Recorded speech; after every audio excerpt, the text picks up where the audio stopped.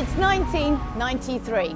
Bill Clinton's president, One Direction's Zayn Malik was just born, but more importantly, don't hate me internet, it was the year of the first ever FIFA game. So there are some of you guys out there that literally don't know a world before this game existed. It's gone on to become one of the biggest sports franchises of all time. And as someone who's not the most football-y of people, I wanted to find out why it's had such a long-standing history. 25.8 million people were playing FIFA 17. It's really realistic, you know, you almost feel like you're in the game. It's completely changed my life. Am I the best at West Ham? Yes, I am. That was our bruv. Yeah, this is not on me. There's me.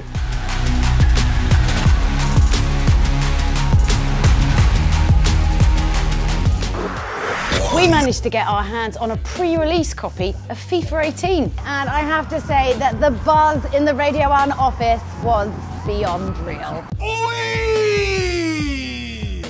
It's a scorcher from outside the box. We thought we'd really put it to the test by getting FIFA superfan Dev and some of his celebrity chums to give it a really good first time going over. So I've been playing for about 2 hours now, just trying to get used to the feel. It's slightly different to 17. I kind of want to play against other people. That's the best bit. Hey, Bobby, you alright? Yeah. Come sit yourself down. Bless, man. Help yourself to some Come snacks. You need it? Yes, FIFA18. I get the impression you're not a novice on this game. Nah, I'd be lying if I. You do your thing. For the longest time, it's a really big deal, the soundtrack on FIFA. Yeah. This year, Yeah. you got a song in the soundtrack. That's pretty big. Yeah, that's crazy, man. Like, I don't know. When I got the email, I thought they was joking, but when I saw it come out. So it's not like it was something that you hooked up directly. What, someone heard the song, and how does it work? To be fair, I don't know. Like, literally, I'm like everyone else. I just got the email. I thought they was joking. You feel me? Yeah. But obviously, once I've seen like the trailer and that come out, I'm just like everyone else. It's new to me. That's crazy. And so obviously, what does that feel like, knowing that you're on the soundtrack? yeah, it's great, man. You know what I mean? Because you're obviously aware of how many people. I'm cold, yeah. Sorry, bro. But you're just aware of how many people. You barely broke sentence while it was doing. But yeah, no, obviously you're just aware of how many people's actually gonna hear your song. And yeah. I still don't know when you guys find the time to practice or to get good at something like this. Nah, like I said, man, it's just a year in, year out. Like, you've got the game, innit? It's just something you do. I know Young's in his yard practicing, but. So it seems like you two have a pretty big FIFA rivalry, guys. Allow it, Young, whatever. I've been doing no work. He's just in the FIFA room. In the FIFA room, bro. No work. Man, and the worst thing about me is people are keeping me in there. Yeah. Because they want me to lose. It's that Mayweather on FIFA thing. They want to see me lose. It wasn't as much of a fashion as I thought. That's a good game, man. Thanks for having me, man. In the background during the whole of that, Young'un doing a little bit of trash talking, maybe a little bit of team management. So what I'd quite like to see now is Young'un versus Av in a little bit of a grudge match. Come on, man. Hey, you're moving nervous already. Me? How? I can't really. Like, everyone's onto me. First game. Just a little bit. I'm a big guy, bro. Sorry, man. Sorry. Well, while that lot are getting a little bit of gameplay, I thought I'd chat to the lead gameplay producer, Sam Rivera, who's actually worked on FIFA 18 to find out just why it's had the long-standing career it has. Sam, thanks for joining us. So what's new in FIFA 18? First of all, there's a brand new animation engine. It's called the Real Player Motion Technology. And it's a system that allows us to pick animations every single frame. It used to be every step the player takes. Now it's every frame. So for the human eye, it just looks like one fluid motion. You don't see the transition between animations. And that also allows us to have a more responsive game with more fluidity and more personality, because we can just put the animations of Ronaldo directly in real life. In fact, we went to Madrid to motion capture him. And then we put the animations in the game and then he moves exactly like Ronaldo. And also when you are controlling the ball, when you're dribbling, you feel the difference, because we've done a lot of work in our dribbling system. It's more responsive. There's a big difference between Piqué, Iniesta and Messi. Both, well, Messi and Iniesta are very good at dribbling, although Messi is more explosive. Those are a couple of things. There's other things like crossing is improved. The positioning system is improved, the AI, when you're playing against the AI, is also improved. Their team styles, every team plays differently. The journey, Alex Hunter, the story that you're gonna go through is much more interesting because you go to different places. What is it about FIFA that keeps people coming back for more? The more you play, the better you become, and that never stops. Basically, you can continue getting better and better and better. There's so many different things that you can experience in gameplay that you can try. It's not just a game anymore. There's people playing for a lot of money, reputation. Esports is growing and it requires a lot of skill. Are you planning FIFA 19 already?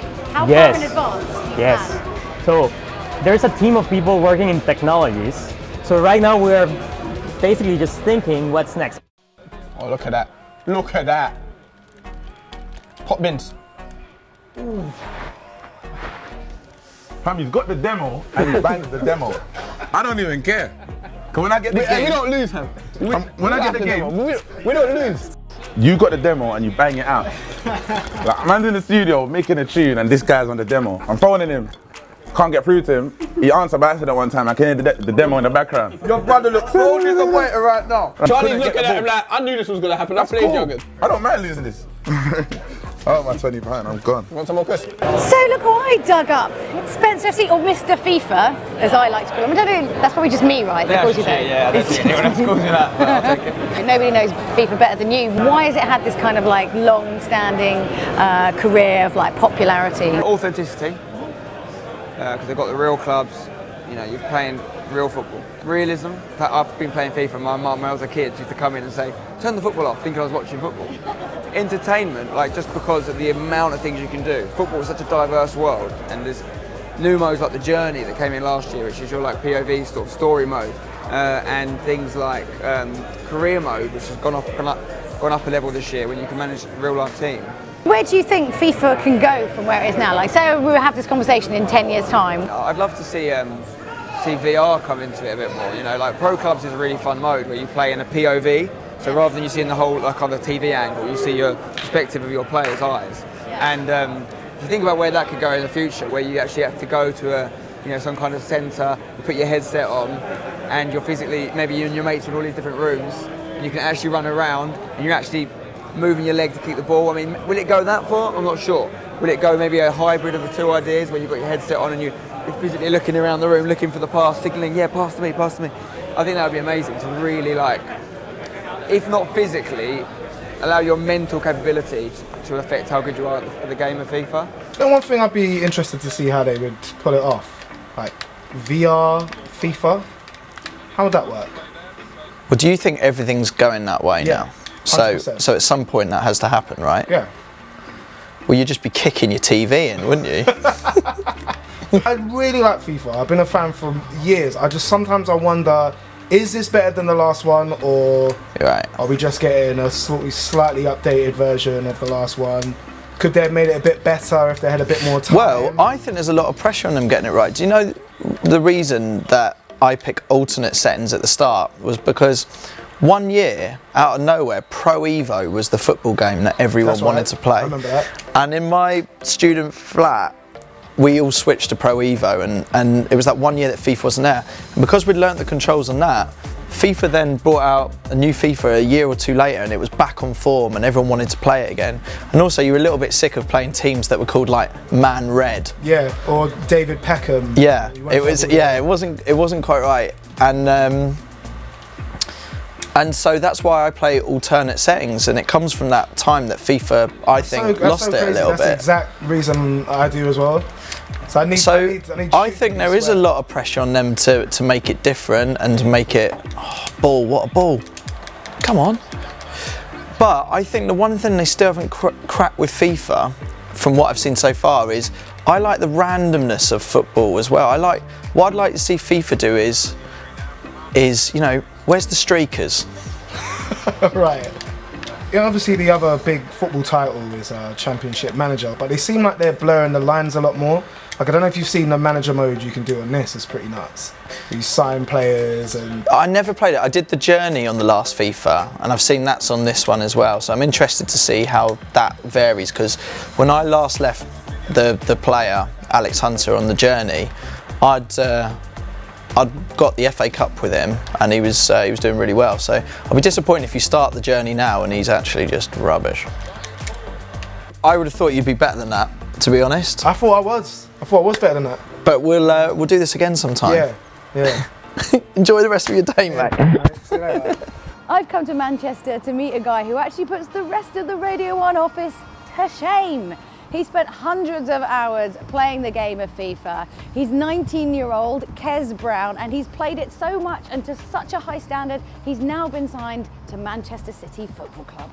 Being a professional FIFA player, is it kind of a dream job? Yeah, I didn't know what I wanted to do after I finished school. I entered a tournament on Spencer FC's channel.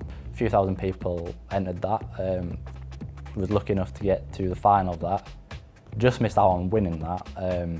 And I think that was what sort of put a name to my face, got myself out there. And I was just sort of lucky that that was around the time Man City were like getting into this, and got a call a few days later saying we want to give you a go and see how it goes. Would it be fair to say that FIFA has kind of changed your life? Yeah, it's like completely changed my life. I used to just tell people I wanted to be a postman. Even when this all sort of ends and I'm not necessarily competing, I'm sure I'll probably be doing something around esports in the industry. How much training do you do? I'm training for like, when a new game comes out, I'd say probably 12 to 14 hours a day. Wow. You can't really train for 16 hours playing football, you'd just be too tired, wouldn't you? Yeah. So yeah, I'd say I probably put more hours into the game than a footballer. From literally knowing zero, which is where I am now, how many years of dedicated hard work do you reckon it would take me? I started playing like 3 years ago. Really? So it's only 3 years? I played it for like the first year. I hammered it, I was addicted, and then I started to do like A-levels for a bit, so it I sort of stopped playing as much, and then throughout this year I've been proper back on the grind again, playing a lot. Put in the hours on the game. It's always good to play people that are better than you, learn what they do. You play someone, you lose to them. Take one thing that they've done, try and put it into your style of play, and see how you get on, and just build and practice. So while some are investing huge amounts of time and even money into FIFA, the brand is under real pressure from other football games like Pro Evo and Football Manager, with fans hailing their superior gameplay and realism. Is FIFA's popularity really set to last? Charlie! Punishment time, punishment time. Right, you're supposed to be on the radio very soon. So yeah. Let's make this quick. Football's the biggest sport in the world, isn't it? And it's one of them games that, since we've been kids, it's been that competitive platform to challenge your friends. No matter whether you really like football or not, you can get into it and appreciate it and respect the game. It's like a massive social thing, innit? Brings people together to spend time together. What can be negative about that? But there's also that thing, I think, gaming gets a bit of a bad rap. You have this image of someone sat in their room on their own. Yeah, it's not a really on your one's game, man. I've got this in my tour bus. It's that whole thing of going against your friends that I like. We don't do playing on the same team or no. So you go against each other, and then you get bragging rights for the next. Hey! You get bragging rights for ages, don't you? This is done. I'm done. I know, man. This is peak right now. Don't look at me, Dev. It's over. I got nothing to say, man. Good game, Charlie. Nah.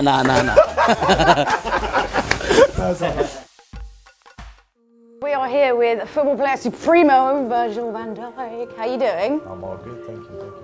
I believe we're going to play a little bit of FIFA. Should we pick up our controllers? Is it super weird playing yourself on the game? It was though, it was. Yeah, obviously over the last 2 years I think I got to get used to it. But it was, to be fair, yeah. And especially these days they do the face scan as well. So you really see yourself as well as you are. Obviously I'm happy to see myself in the game sometimes. And, especially when I score a goal. Hey! Do you find that sometimes if you're sitting down with your mates, you can have quite a nice heart-to-heart chat while you're playing a game? No, it's that serious. It's like, really? Yeah. You never talk about your feelings or anything? No chance. You've got to win at FIFA. And fighting as well. Like now you score, look. Look. Circumstances, he was.